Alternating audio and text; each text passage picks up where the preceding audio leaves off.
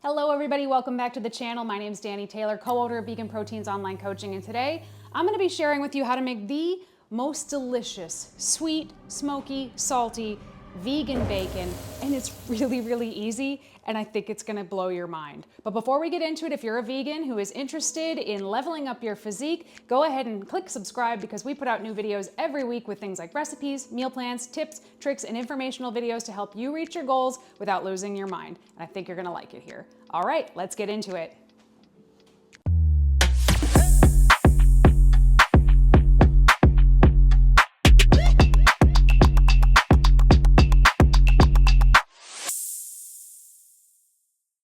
Okay, I'm making a double batch today, which I highly recommend, but you could always cut this in half. We are going to get started with 4 cups or 480 grams of vital wheat gluten, 1 cup or 80 grams of nutritional yeast, and for spices here I have 2 teaspoons of onion, 2 teaspoons of garlic, and 1 teaspoon of black pepper. And we're just going to mix that together until it looks well distributed and evenly combined. Now in a separate bowl, we're going to mix 1 cup or 240 mils of low sodium soy sauce, and 2 cups or 480 mils of water, as well as 4 teaspoons of liquid smoke. Obviously, this is what gives it that smoky bacon flavor. This is a weird one. I'm going to use 4 tablespoons or 60 mils of ketchup. You might be thinking, oh, I'll just use tomato paste. Listen, I've tried it both ways, and I'm telling you, the ketchup tastes better. Then we're going to add 4 tablespoons or 60 mils of maple syrup. This gives it that nice, slight sweetness that I think really makes it taste more like what I remember bacon tasting like. And lastly, we're going to add 2 teaspoons or 8 grams of molasses. And we're going to whisk that together really well because the molasses is pretty thick and we want to make sure that that all gets broken up in there. Dump your wet stuff into your dry stuff and go ahead and mix that together. At first, it's going to look like maybe you don't quite have enough liquid, but if you just keep going, you're going to mix it until you can't mix it anymore with the spoon, and then you're going to use your nice clean hands and get in there, and we're looking for little dry bits where you can still see it's got a floury texture, and we're going to mush that all in. We don't want to see any more of those.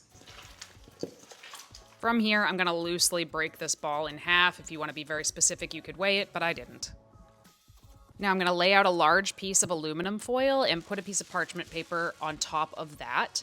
And we are going to roll one of these up like a little Tootsie Roll.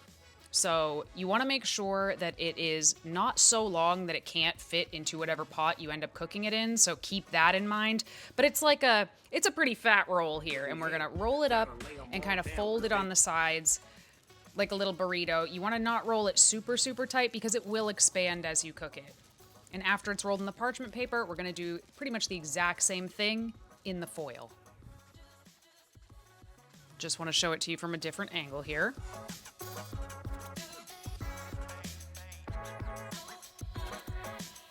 All right, now I'm going to pull out my Instant Pot, and I wanted to show you guys a trick because I couldn't find my steamer basket. I'm just using a little cake pan upside down in the Instant Pot and adding about 4 cups of water to it. If you have a steamer basket, though, feel free to go ahead and use that. Now I'm going to place these in. They shouldn't be in the water. They should be above the water. Fight with the lid for at least a few seconds.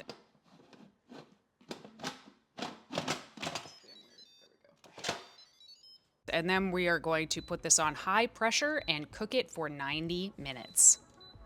Now, if you don't have an Instant Pot, that's okay. You can also cook this on the stove in a large pot with a steamer basket in it the very same way, but you're going to have to cook it for longer, probably between 2 and 2.5 hours, and you're going to want to keep an eye on it because you might need to add water to it as it cooks. Now, once the 90 minutes are up, you're going to let this release naturally. So you can do the quick release on the top by clicking that valve open and it goes tss like crazy for the next several minutes. You're not going to do that. You're going to wait. It's probably going to take over an hour for that little button to fall down and the pressure to release naturally. Then you can open it.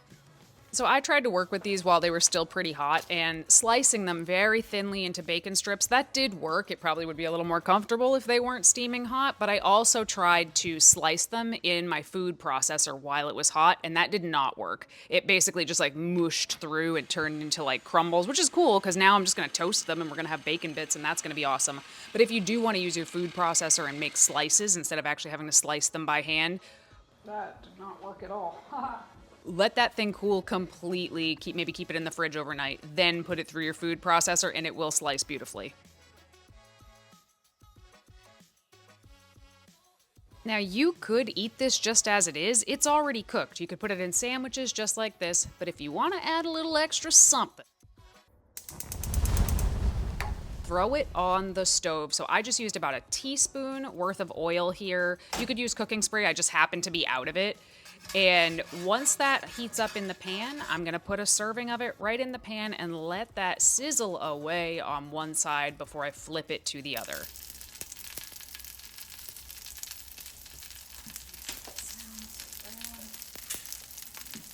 Probably don't use your fingers to do this. I started and then I was like, no, that's a bad example. But I told you guys I have like no feeling in my fingers from working in restaurants for so long.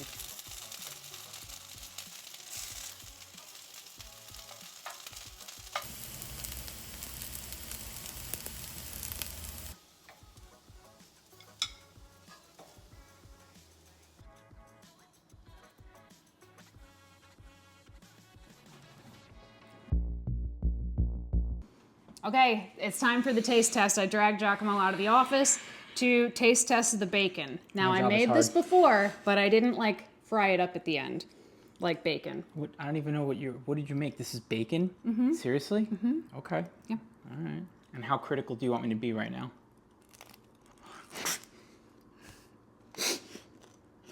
Well, it's crispy.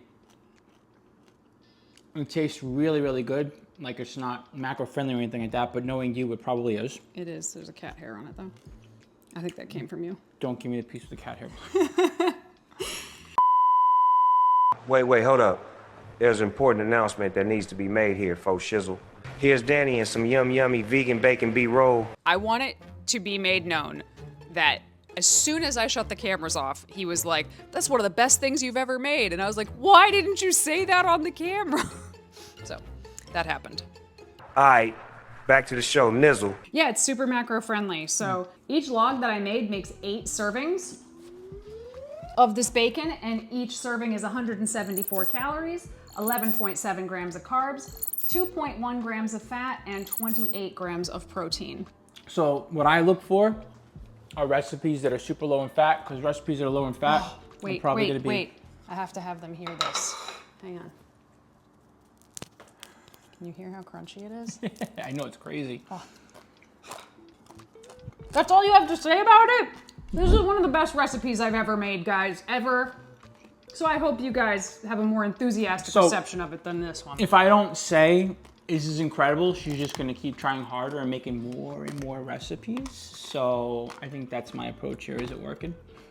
Nope. I shouldn't have taken a bite right before I have to say the outro. That is damn good. Classic. Well, since you only kind of liked it, I guess it's mine then. No. That's all. It was awesome. Best recipe ever. You truly outdid yourself. Now can I have all of that? TLTs for the next week.